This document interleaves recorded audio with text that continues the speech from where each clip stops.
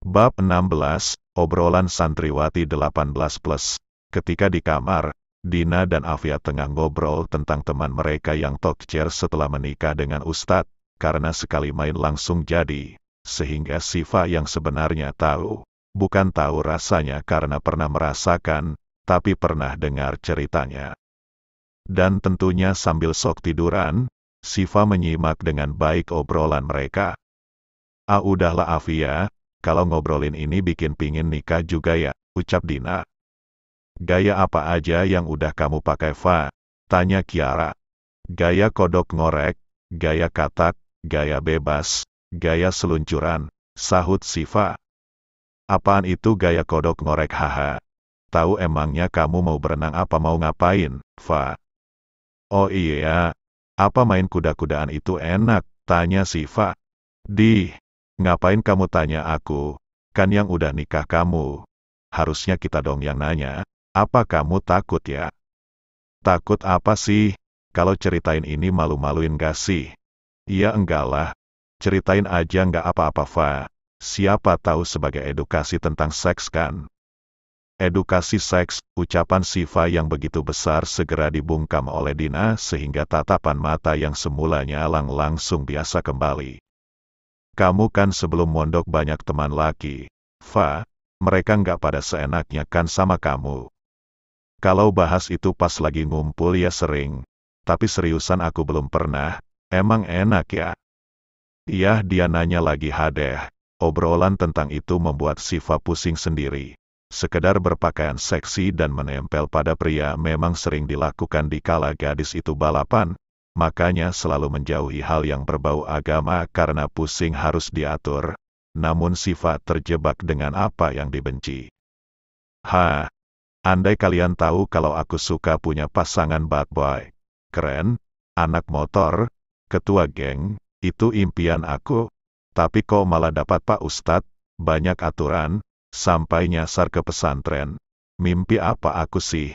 Bahkan aku masih nyaris gak percaya bisa ada di sini dan udah nikah pula sama si bawel Mas Ilham," ungkap Siva sehingga Dina menepuk kening. "Aneh kamu, Fa. Banyak santriwati di sini mau bersanding sama Ustadz Ilham dan kamu udah dapatin dia. Baiknya sayangi Pak Ustadz dan terima dia apa adanya, Fa." "Iya, Fa. Kalau Pak Ustadz sampai dengar kamu bicara ini lagi, pasti dia kecewa dan sedih. Jadi sebagai istri yang baik, bagusnya tuh aku ngapain dong?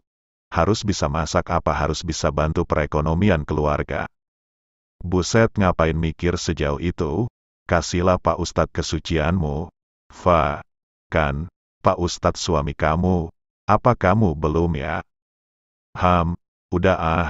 Rahasia perusahaan. Ya udah yuk, kita ngaji aja udah waktunya ngaji nih," ajak Dina sehingga Siva pun mengangguk saja. Jadi kepikiran untuk mengajak Ustadz Ilham main, seperti yang Ustadz Ilham katakan di awal jika gadis itu kan menyukainya. Namun ketika sudah didapatkan kenapa malah disia-siakan dan dianggurin. Sehingga Siva akan bertekad, dengan hati dan jiwanya, akan melayani Ustadz Ilham. Bahkan meskipun Ustadz Ilham sudah tak sanggup, Siva akan tetap memaksanya. Semua demi mencari pahala karena katanya jika perempuan yang minta duluan kan pahalanya besar. Ketika pagi ini Ustadz Ilham kebagian jatah mengajar lagi. Sehingga Siva yang sudah tak sabar memperhatikan tubuh Ilham dari ujung kaki hingga ujung rambut. Udah nggak sabar pingin buru-buru malam pertama, monolog Siva sehingga terdengar Ilham karena gadis itu saat ini duduk di barisan depan. "Iya dek, kamu catat ya keterangannya jangan ngelamun," tegur Ilham sehingga Siva meringis merasa malu. Dina yang duduk di sebelahnya pun berbisik mencibir, "Kamu kepengen ya, Fa?"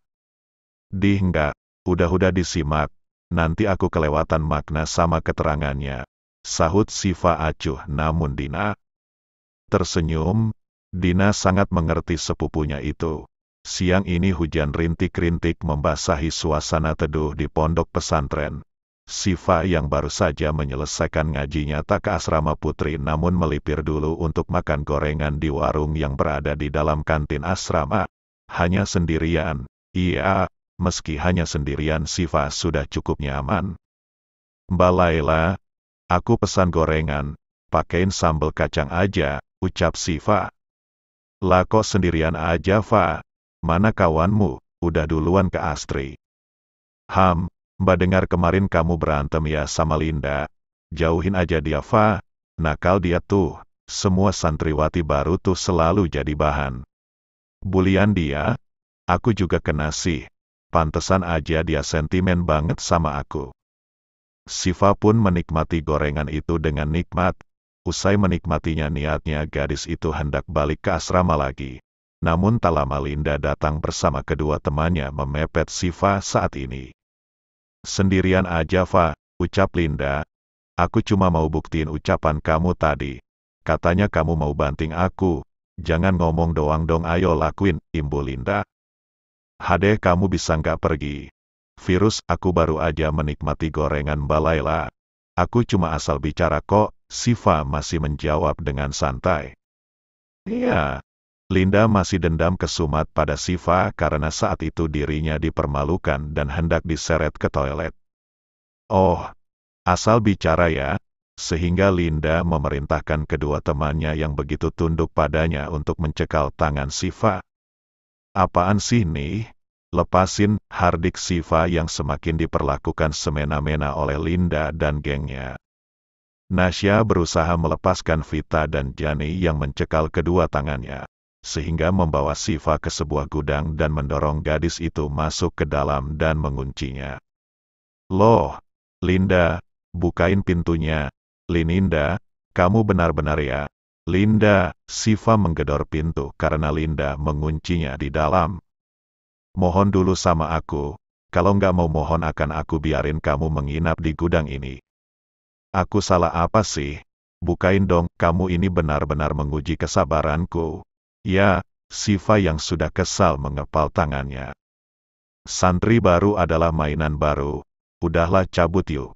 Selamat menginap malam ini, Fa, sehingga Linda meninggalkan Siva yang terkurung di gudang yang gelap dan menyeramkan. Siva yang sebenarnya bukan takut namun menahan diri, malah terus jadi bahan bulian seperti ini. Ya Allah, kalau nggak ingat suami aku Ustadz di sini, dasar Linda sialan, kampret, setan alas, umpat Siva yang kemarahannya sudah diubun-ubun. Linda, bukain, woi, siapa yang mau nolongin aku nih? Susah banget dah istiqomah, rutuk Siva karena kesabarannya benar-benar diuji. Siva yang biasanya membuli sekarang harus merasakan dibuli. Siva tak marah, tabayun saja. Padahal gadis itu baru akan mengajak suaminya malam pertama. Gimana caranya aku keluar dari sini? Masa, dobrak pintu? Gila sih ini mah. Sementara itu, Dina merasa cemas karena Siva belum kembali juga sejak tadi. Siva kemana ya? Katanya tadi mau langsung ke Astri kan? Tanya Dina. Paling lagi sama Ustadz Ilham, jawab Afia. Apa iya ya? Sementara itu, acara makan siang, hujan sudah mulai mereda setelah rintik-rintik, sehingga setelah makan siang, ternyata Siva tak nampak batang hidungnya, sehingga bertanya pada Ustadz Ilham saat ini. Assalamualaikum Pak Ustadz. Waalaikumsalam. Maaf Pak Ustadz, kenapa ya Siva nggak ada? Apa dia ada di Jujukan saat ini? Nggak ada. Kalau siang kan Siva selalu di asrama. Malam baru sama saya, kalau sudah siap mengaji. Haduh, memangnya ada apa mencari Siva? Siva nggak ada Pak Ustadz.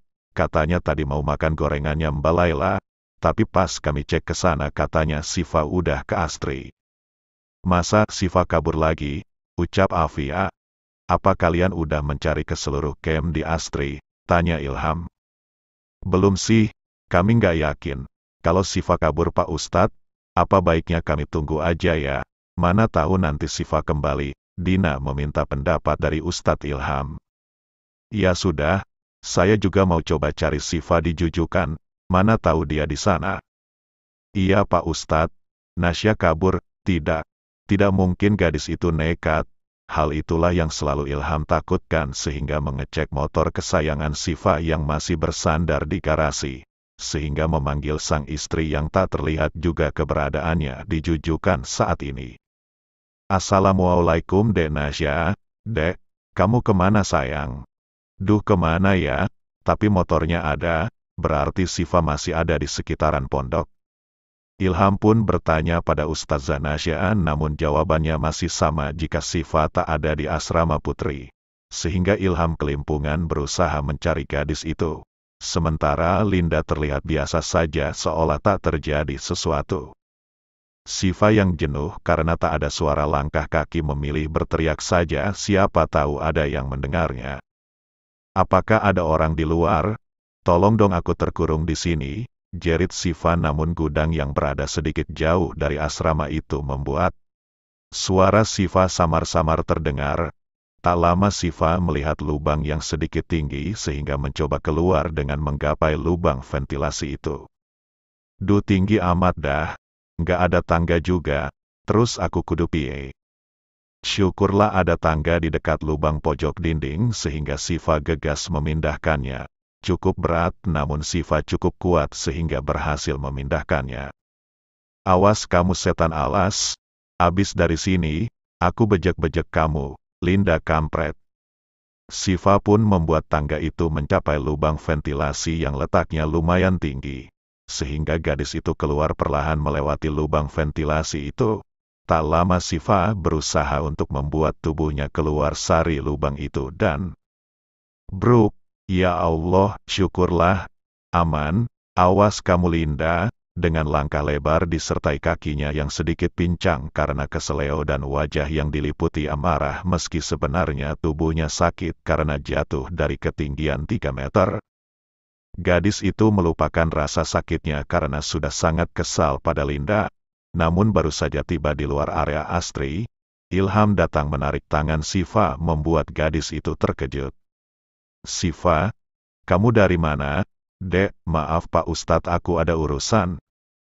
Tunggu, kamu kenapa pincang begini jalannya? Nggak penting. Yang penting aku ada urusan dan aku mau menyelesaikannya saat ini. Nggak, saya khawatir sama kamu. Ini kamu kakinya kenapa, Fa? Aku nggak apa-apa, lepasin aku. Mas, nggak. Ayo ikut Mas, biar Mas bopong kamu. Sehingga Ilham membopong tubuh Sifa yang berontak karena ia niatnya akan balas dendam. Norak amat sih, aku bisa jalan sendiri tahu. Saya tahu kamu kuat, kamu jagoan, dan gak manja. Tapi mengertilah kalau saya suami kamu, dan saya khawatir sama kamu. Ceritakan saja sama saya urusan itu, nanti biar saya yang bantu kamu. Aku bisa jalan sendiri, gak perlu dibopong begini. Diam. Sehingga Sifa yang diliputi kemarahan memilih menurut pada suaminya yang mengkhawatirkan kondisinya saat ini. Setelah Sifa ditemukan, maka Ilham meminta Kiara dan Afia untuk tak lagi mencarinya. Ketika itu dilihatnya kaki Sifa yang bengkak karena keseleo, sehingga Ilham mengurut kaki Nasya yang tegang. Tak ada teriakan, Sifa menyumpal mulutnya dengan kain.